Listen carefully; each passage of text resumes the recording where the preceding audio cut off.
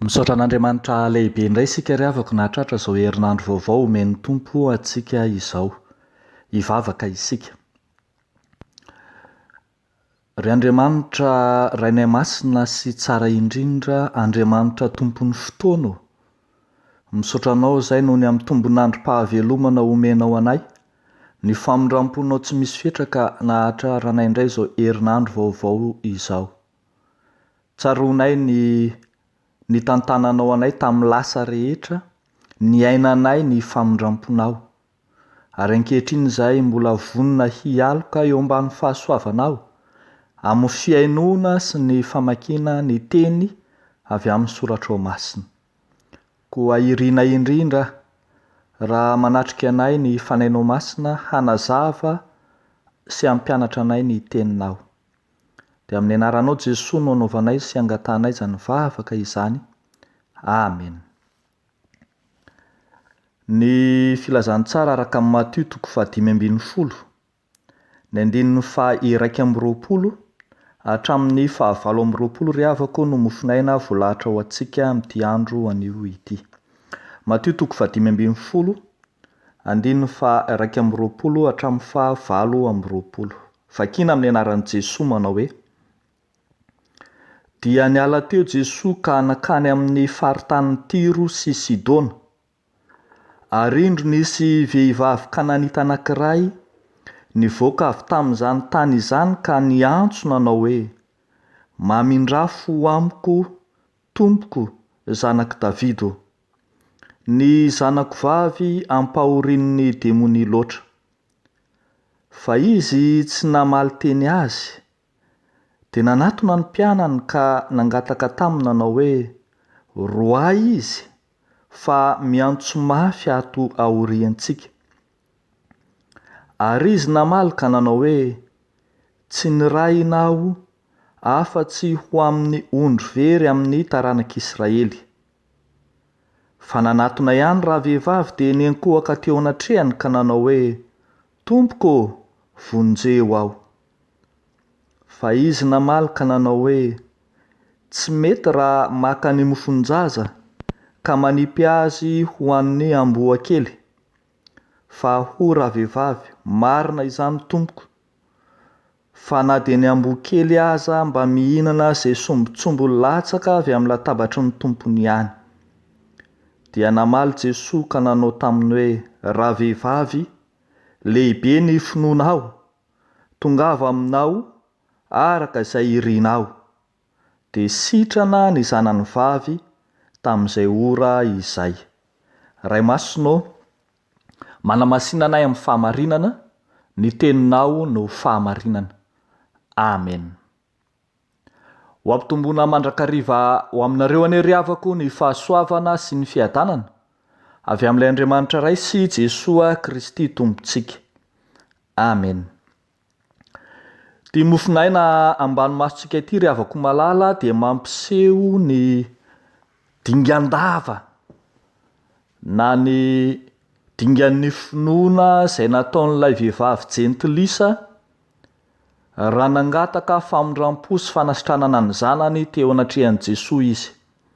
Voambara eto koa fa jentilisa raha vehivavy Kananita hono voalaza, ary any amin'ny filazantsara araka amin'ny Matthieu, araka amin'ny Marka dia ambara fa Sirofoninika ity vehivavy ity, izany hoe tena vehivavy jentilisa izy, sady vehivavy izy izay tsy manana anjara no mbola jentilisa ihany koa, kanefa dia nanao dingana lava ny sisika Iona sy tady famonjena tamin'i Jesosy noho ny zanany izay marary demoniaka.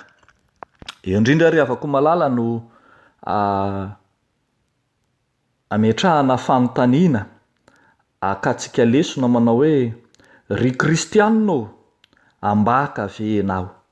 Ry kristianina ambaka ve enao? Andeha ho takaritsika ny nataony ity vehivavy ity tamin'ny alalan'ireo dingana 3 izay nataony tantarainy Matthieu. Voalohany, antsoy Jesosy. antsoy Jesoa. Rehefa nahitany Jesoa ity vehivavy Kananita ity, dia niantso tamin'ny feo mafy izy manao hoe: mamindrafo amiko tompoko zanaky Davido, mamindrafo amiko tompoko zanaky Davido. Misy lesona lehibe zay takaritsika riavaka ao ambadika zany. Lay antsoantson'ity vehivavy Kananita ity dia tsy niantso ny anaran'i Jesoa fotsiny amin'ny maha-olombelona azy, fa nandray teo amin'ny toerany ny finoana jiosy ny amin'ny Mesia. Fantatry ity vehivavy ity fa ny Mesia izay andrandraina sy antenain'ny jiosy irery any no afaka mamindra fo sy mamela heloka. Aretina ara-panahy ny mahazo ny zanany, koa famonjena ara-panahy ny amin'izay Andriamanitra na Mesia inony jiosy no inony fa mahafaka ity zanany ity. Nipetraka teo amin'ny toeran'ny jiosy ravehivavy, niandrandra famonjena, niandrandra famelan-keloka, niandrandra fanafana ara-panahy. Riavako malala ao amin'ny tompo, ambaka ve ianao? Ry kristianina, ambaka ve ianao? Indro vehivavy jentilisa mahatsiaro, mahatsapa fa i Jesoa no mpamindra fo, i Jesoa no mamela heloka. Maika fa isika kristianina moa ho ambakan'izany. Inotsika marina tokoa fa Jesoa no mpamela heloka. Inotsika marina tokoa fa Jesoa no manafaka ny aretina ara-panahy izay mahazo atsika, ko andeha hitodika sy antso an Jesoa lay vahaolana sy fanantenana ho an'izao tontolo izao, izay voageja sy ao anatin'ny tany karankaina, ny fatoran'ny ratsy sy ny demonia samihafa. Andeha antso Jesoa. Fa ny zavatra faharoa riavako malala ny hitantsika eto amin'ity soratra masina ity, dia ny dingana nataon'ilay vehivavy dia niankohoka teo anatrehan'i Jesoa. Niankohoka teo anatrehan'i Jesoa. Rehefa avy niantsoantso famindram-po tamin'ny Jesoa lay inony fa zanaky Davida, lay Mesia, lay vehivavy, dia toa hitantsika lay ireo fihetsika nataon'i Jesoa sy ny mpianatra teo anatrehan'izany. Toa mahita isika fa tsy nihainon'i Jesoa izy, na mahita isika fa toa ny mpianatra aza niteny mihitsy hoe roay izy, ary indro ary Jesoa niteny mihitsy hoe tsy ny ray ianao afa-tsy amin'ny ondry very amin'ny taranak'Israely. Toa ilaza Jesoa fa anjaran'ny jiosy aloha ny famonjena, kanefa indro fihetsika nasehon'ilay vehivavy dia niandrandra famonjena, niankohoka teo anatrehan'ny tompo izy ka niteny manao hoe: tompoko, vonjeo aho. Inon'ity vehivavy ity, na dia jentilisa ary izy, fa i Jesoa irery any no afaka mamonjy azy amin'ny fatorana izay mahazo ny zanany. Inon'ity vehivavy ity, fa i Jesoa dia tompo, ka izany nahatonga azy nanana fahasahiana niankohoka teo anatrehan'i Jesoa. Nandray tamin'ny tenany sy teo amin'ny toerany ny Mahandriamanitra an Jesoa izy, ary dia niangavy sy nitalao famonjena. Lay teny hoe vonjeo aho dia mitalao, teny mifono fitalaona, fiangaviana, fangatahana an Jesoa hiditra an-tsehatra eo amin'ny fiainany. Riavako malala, ambaka ve ianao? Ambaka ve ianao fa indro vehivavy jentilisa aza miankohoka teo anatrehan'i Jesoa? Isika koa riavako malala, isika pino move isika sahy miankohaka eo anatrehan' Jesosy, sahy maneo ny maha Andriamanitra an' Jesosy, sahy miantso mitalao famonjena am' Jesosy, tahaka izay nataon'ity vehivavy Kananita ity. Sahy indraindray mbola mitady tompo hafa akoatran'ny Jesosy anapaka ny fiainantsika. Ambaka ve ianao sahy miankohaka eo am' Jesosy? Ny farany ry havana malala ny dingana izay nataon'ilay vehivavy Kananita dia niroso tamin'ny dingany fanetretena. Hitantsika eo amin'ny andininy 720 ny valiteniny ity vehivavy ity, manao hoe marina izany tompoko, na dia ny amboa kely aza dia mihinana izay sombotsombo latsaka avy amin'ny latabatry ny tompony ihany. Tao aoriana ny fiankofan'ilay vehivavy Kananita teo am' Jesosy, dia nanambara Jesosy manao hoe tsy mety raha maka ny mofon-jaza ka manipy azy ho an'ny amboa kely. Dia iteny ny tompo hoe tokony ho voky aloha ny zaza, tokony hahazo ny anjaran'ny zaza no eny am-pelantanany, tokony omeny ho an'ireo zaza dia tenentin'ilay ilazana ny jiosy zany, ka tsy azo atao ny anome azy ho an'ny amboa kely. Toteny izay miendrika ny fahitantsika azy eto dia hoe fanaovana tsinotsinona na fanaovana azy ambona, fanalikana mihitsy ny fiheverantsika azy. Fa ilay vehivavy kosa tao ambadika izany teny izany dia nahatsiaro ary nilefitra loatra teo anatrehan' Jesosy. Tsy nampitovy ny tenany tamin'ny jiosy izy, ary tsy nampitovy ny tenany tamin'ny zaza izay ambaran'i Jesosy eto, fa naka ny toerany nanaiky eny nanetri-tena, manaiky ny mahambo kely azy mihitsy aza.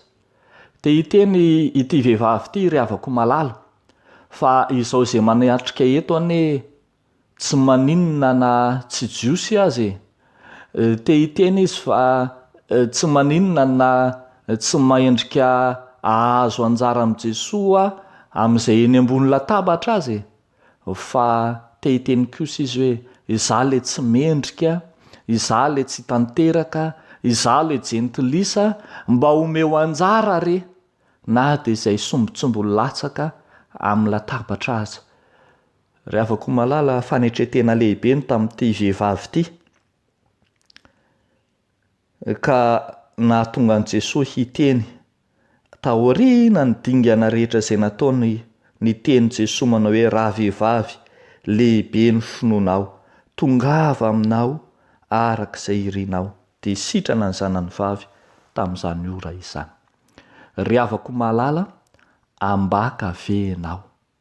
Ambaka ve ianao fa indro vehivavy jentilisa tsy mahalala an'Andriamanitra, miankohaka ary indro manetri-tena eo anatrehan'ny tompo. Ao anatin'ny liturjia ny fanasan'ny tompo izay ataontsika fiangonana ry havako malala, dia isan'ny mandray ity teny ity eo amin'ny toeran'ny vavaka fanetretena isika alohan'ny handraisana izany fanasana masina izany. Mampandiny tenantsika sy ahafahantsika mandiny tena manao hoe ambaka ve isika, fa ndrao ataontsika amin'ny fahazarana sy tsy anjery fotsiny ihany izany vavaka hoe tompo tsy mendrika, na dia nitsipona amin'ny sombotsombo latsaka avy amin'ny latabatra ao akory aho. Ndrao ataontsika ho fombafomba mahazatra sy fanao fotsiny ihany izany, ka tsy feno fanetretena araka izay ilaina sy takiny ny finoana marina. Ety am-pamaranana ry havako malala, dia mahita isika fa nanao dingan-dava ilay vehivavy Kananita ahitana sy hiandrandrana ny finoana marina. Tsy sanatria akory nampifilafila i Jesosy, tsy sanatria akory nanilikilika na nanavakavaka ny jentilisa Jesoa, zay vao nanomeny anjara ho azy. Fa akoatra ny dingan'ny finoana sy nanehoan'i Jesoa ny dingan'ny fizahan-toetra, dia tiany Jesoa takarina ihany koa ny fomba nanatonan'ity vehivavy ity azy amin'ny maha izy azy, amin'ny maha jentilisa azy, amin'ny maha mpanota azy no anatonana an Jesoa. Tsy misoratena tahaka ny voatango ho jiosy, tsy mitomany randrana, tsy manendrika ny tena amin'ny maha jiosy, fa manaiky Jesoa handray ny mpanota rehetra izay miverina aminy, ka izay maha izy azy ianao entina eo anatrehan'i Jesoa. Dia ho an'Andriamanitra irery ihany ny voninahitra, ho amintsika kosa izany tenin'Andriamanitra izany. Hivavaka isika. Jesoa malalo, indreto iombonanay ny teny feno fanetretena sy fandeferana, teny feno fiangaviana fitalahoana, teny miantsoantso famonjena, miandrandra famonjena eo anatrehanao nataon'ity vehivavy ity. Tompo, mamindra fo aminay. Tompo, vonjeo izahay. Tompo, tsy mendrika ny tsipona izay sombotsombo latsaka avy amin'ny latabatrao akory izahay. Koa misaotra anao sahady ny amin'ny fahavononanao andray anay, ny anasitrana anay, ny amela anay, ka tsy manasitrana anay ara-panahy ihany, fa ny ara-nofo koa aza. Indro ary izay Tompo, mivavaka aminao ankehitriny, ho an'ny fiangonanao, ny amin'izay aretina mbola mitazona sy mihazona azy. Mivavaka ho an'ny taninay, eo anatrehan'ny aretina mikiky sy manjo ny firenenay. Mivavaka ho an'ny vahoakanao izay marary, ara-tsaina, ara-batana, indrindra ny ara-panahy. Mamindra fo, vonjeo re, ary sitrano izahay. Dia mivavaka izay Tompo aminao Andriamanitra ilay inonay, fa maefa izao tontolo izao, maefa ny zavatra rehetra. Amin'ny anaran'i Jesosy Kristy Tomponay. Amen.